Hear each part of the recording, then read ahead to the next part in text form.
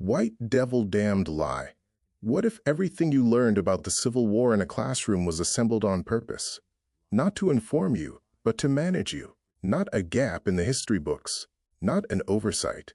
A deliberate rewrite, engineered in the decades after the war, designed to bury what actually happened and replace it with a story the losing side could live with. And the most unsettling part? That rewrite didn't stay in the past. Pieces of it are still sitting in textbooks, statues, and movie scripts right now. This is Hidden Black Files. Stay with us, because by the end of this, you won't look at a single Confederate monument the same way again. Quick thing before we dig in. If you're new here, Hidden Black Files exists to put documented, suppressed, and quietly erased history back on the record. If that's the kind of thing you want more of, subscribing genuinely helps this reach more people, since content like this doesn't get pushed by the algorithm on its own. Alright, let's get into it. When the Confederacy surrendered in 1865, the South didn't just lose a war. It lost almost everything it had built its identity around. Its wealth collapsed by more than half. Close to 300,000 of its men never made it home. The economic engine that had powered the region, built entirely on forced, unpaid human labor, was gone. Cities lay in ash. An entire social order had been dismantled in 4 years. While most of the defeated South was trying to figure out how to rebuild physically, one man was already working on something else entirely, rebuilding the story. His name was Edward Pollard, an editor at a Richmond newspaper, and the book he was about to publish, framing the Confederacy's defeat on his own terms, would end up shaping American memory for the next century and a half. Pollard understood something most people miss. You don't have to win the war to win the story of the war. You just have to be the one who writes it down first, and write it convincingly enough that it gets repeated. His approach had a clear sequence, and it started with the cause itself. Confederate Vice President Alexander Stephens had said outright in 1861 that the new Confederate government was built on the explicit premise of racial inequality. He said it plainly in public at the time. There was no ambiguity in the founding documents. But Pollard and the writers who followed him didn't want that version remembered. So they replaced it.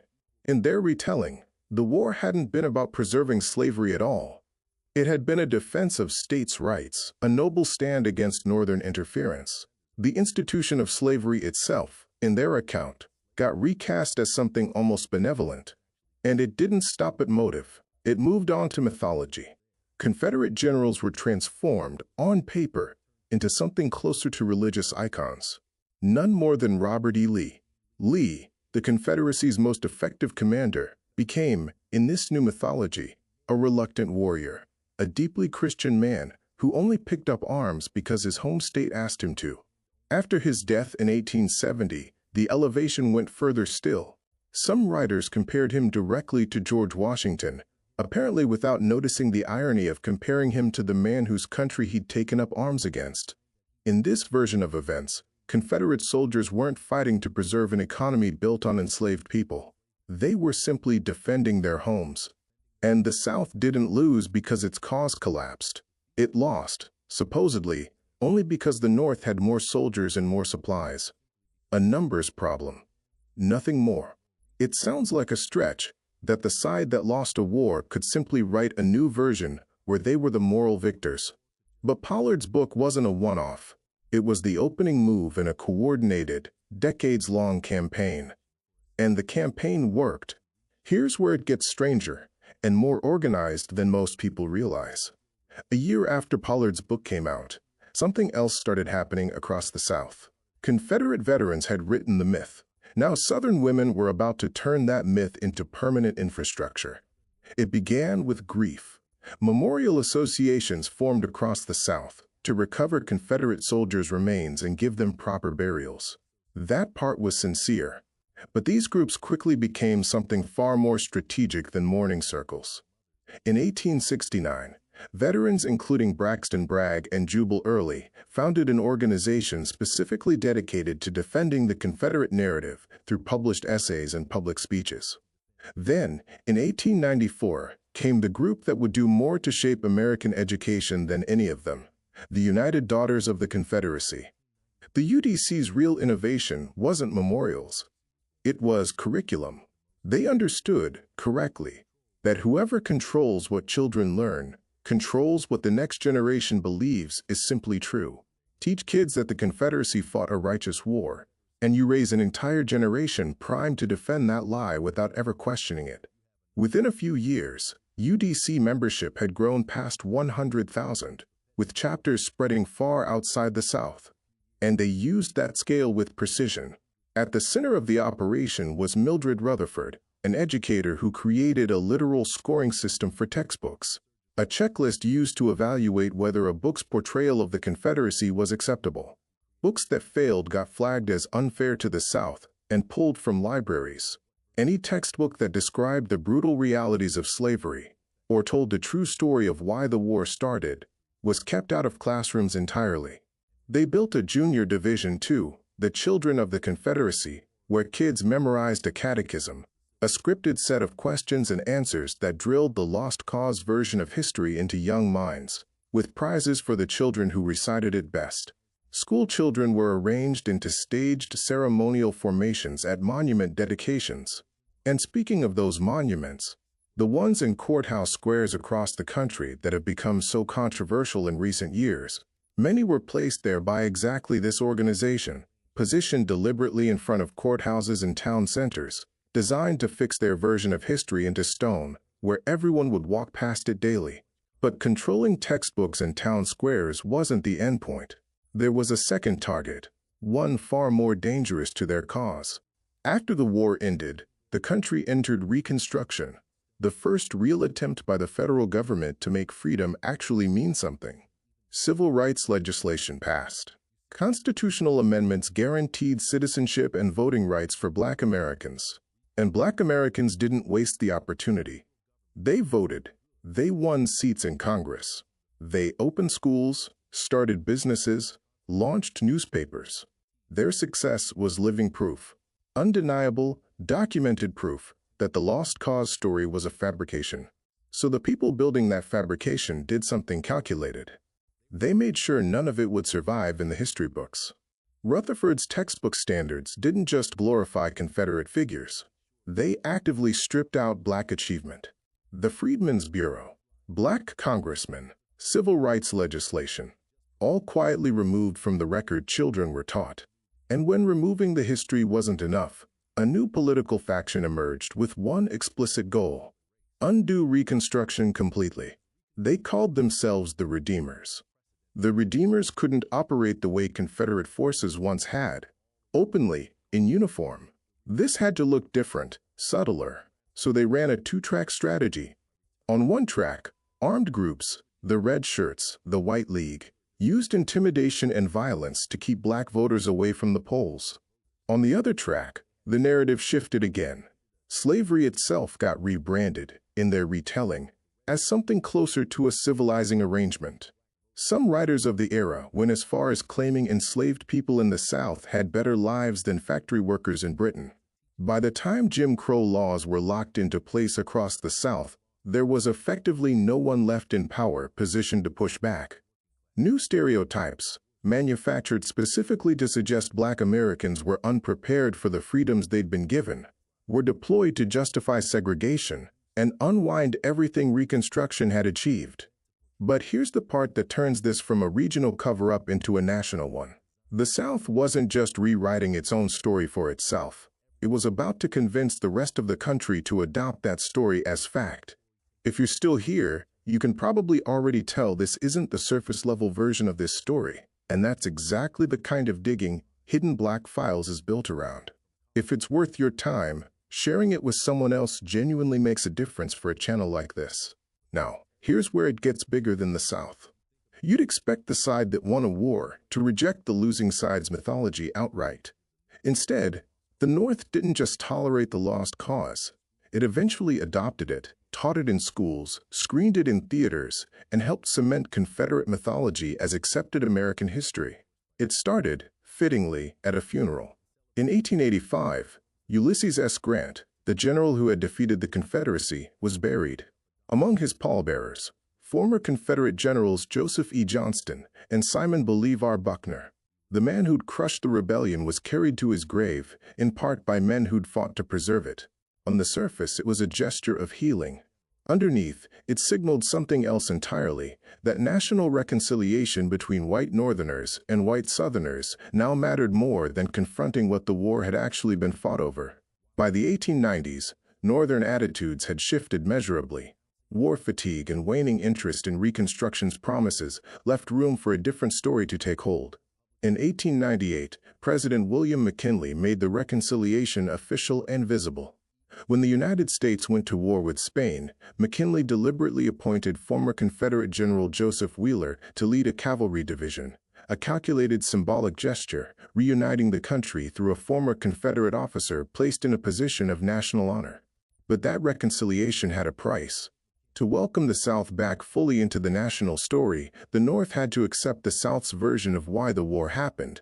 And that meant signing on to the idea that Black Americans belonged in a permanently subordinate position. For a piece of propaganda to become accepted history, it needs something more than popularity. It needs institutional credibility. And the Lost Cause got exactly that, at the worst possible moment, because the academic discipline of American history was brand new. The first history PhD in the country wasn't awarded until 1882. The Professional Historians Association formed just 2 years later, in 1884. These early scholars saw themselves as builders of the national story, often writing history as if the country's path had always been destined, and the Lost Cause slid right into that framework. At Columbia, a professor named William Archibald Dunning built an entire school of thought around Reconstruction, one that portrayed it as a disaster, vindictive Northern lawmakers, supposedly incompetent Black officeholders, a South victimized by its own liberation.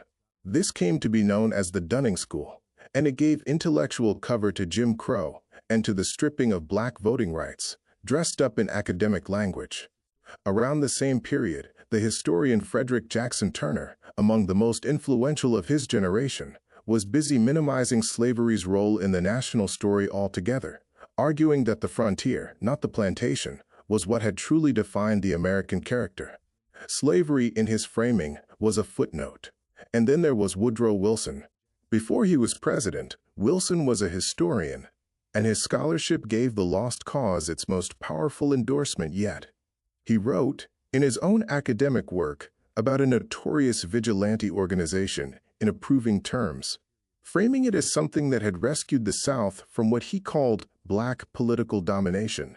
A man who would go on to lead the entire country once described a campaign of racial terror as a rescue mission. When Wilson reached the White House in 1913, those views came with him. He resegregated federal offices and pushed out Black civil servants who'd held their positions for decades. But his most lasting contribution to the Lost Cause wasn't policy. It was cultural, and it arrived in 1915.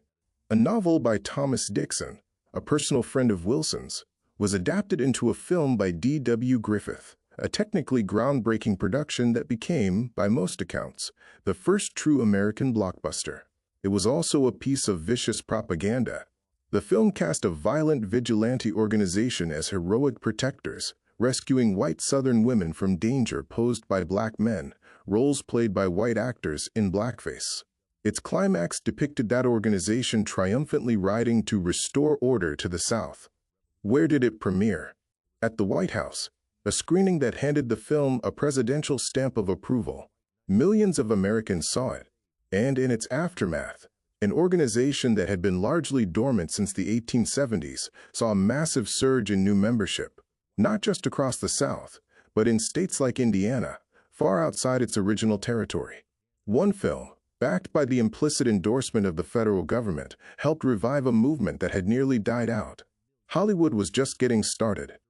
In 1939, a different kind of blockbuster softened the story further, a sweeping romance that painted the pre-war South in golden light, depicting enslaved people as content and devoted to the families who held them in bondage, and portraying Reconstruction as a period of Southern victimhood rather than Black political progress. In 1946, an animated feature went even further in that direction, depicting an idealized, affectionate bond between an enslaved man and the family that enslaved him. Even the Western, arguably America's defining film genre, played a quiet role, often sidestepping slavery entirely by focusing on frontier expansion instead, exactly the substitution Frederick Jackson Turner had pushed decades earlier. In one of the most celebrated Westerns ever made, the lead character casually frames his wartime service to the Confederacy as simple loyalty, no mention of what that cause had actually defended. These films are still watched and loved today, which raises an uncomfortable question. How much of what we still consume for entertainment carries pieces of this same rewritten history, just packaged well enough that nobody questions it? By the early 1900s, the original Lost Cause generation was aging out, but their children kept the project alive through new organizations carrying the same mission forward. A dedicated magazine devoted to Confederate memory launched in the 1890s and ran for decades, becoming the movement's primary publication until it folded in the 1930s. What emerged from all of this wasn't open hostility, it was something more durable: heritage. Confederate symbols got rebranded as regional pride, a way of honoring ancestors rather than endorsing what those ancestors fought for. The rebrand worked spectacularly. A state flag adopted in the 1890s as an explicit symbol of white supremacy eventually became, in the public imagination, just part of regional identity.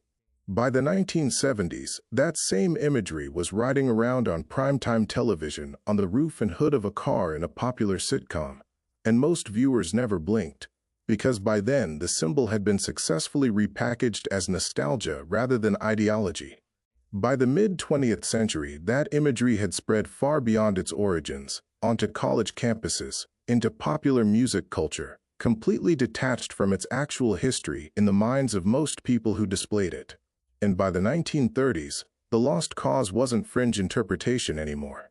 It was the textbook version of American history. Generations of students learned that the war was about states' rights, that Reconstruction was a failure imposed by vindictive Northerners, and almost nothing about the roughly 200,000 black soldiers who fought for the Union, the black officials elected during Reconstruction, or the organized campaign of violence that tore those Reconstruction governments down. Here's the part that should genuinely unsettle you. This didn't end in the 1930s. It's still active. The monument in your town square. The textbook fights playing out in school board meetings this year.